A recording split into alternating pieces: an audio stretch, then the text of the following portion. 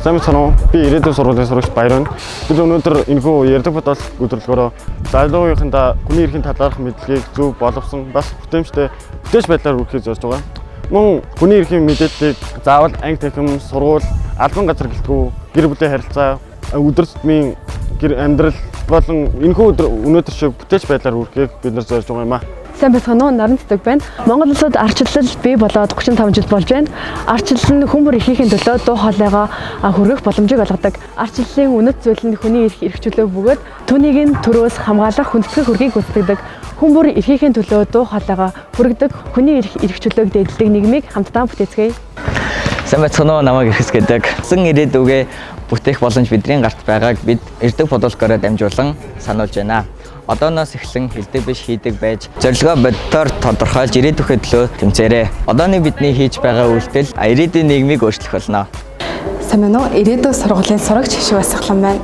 Манай сургуулийн хувьд хүүхэд бүрийн оролцоог дэмжих, хүн болон хүүхдийн эрхийг хамгаалахын нэн тэргүүний зорилгод болгосон. Харин Amnesty International төрийн бас байгууллагын хувьд хүний эрхийг дэлхийн хэмжээнд хамгаалж үйл ажиллагаа явуулдаг. Иймд бид нэг зорилго, нэг ижил үнэт зүйлтэй учраас хүүхэд бүрийн оролцоог нэмэгдүүлж хүн бүрийн дуу хоолойг хүргэхийг хичээж аваа.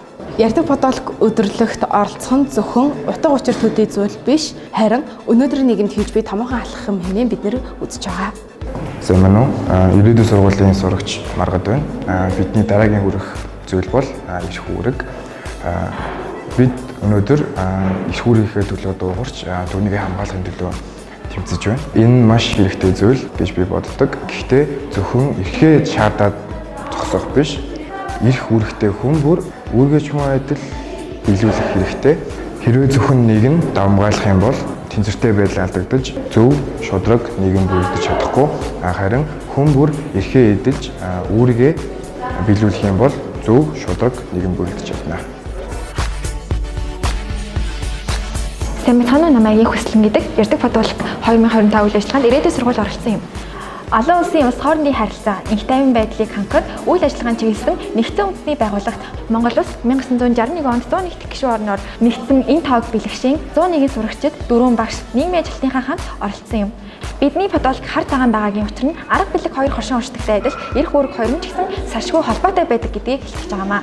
Харин энд байгаа лого нь гэх юм бол Amnesty International ирээдүйн сургууль хоёрын логог хамтдан нийлүүлэн уралсан байгаа. Үүний учир нь ирээдүйн сургууль болон Amnesty International хоёр нь хоёулаа хүний эрхийг дээдлэгч байгууллага гэдгийг илтгэж байгаамаа.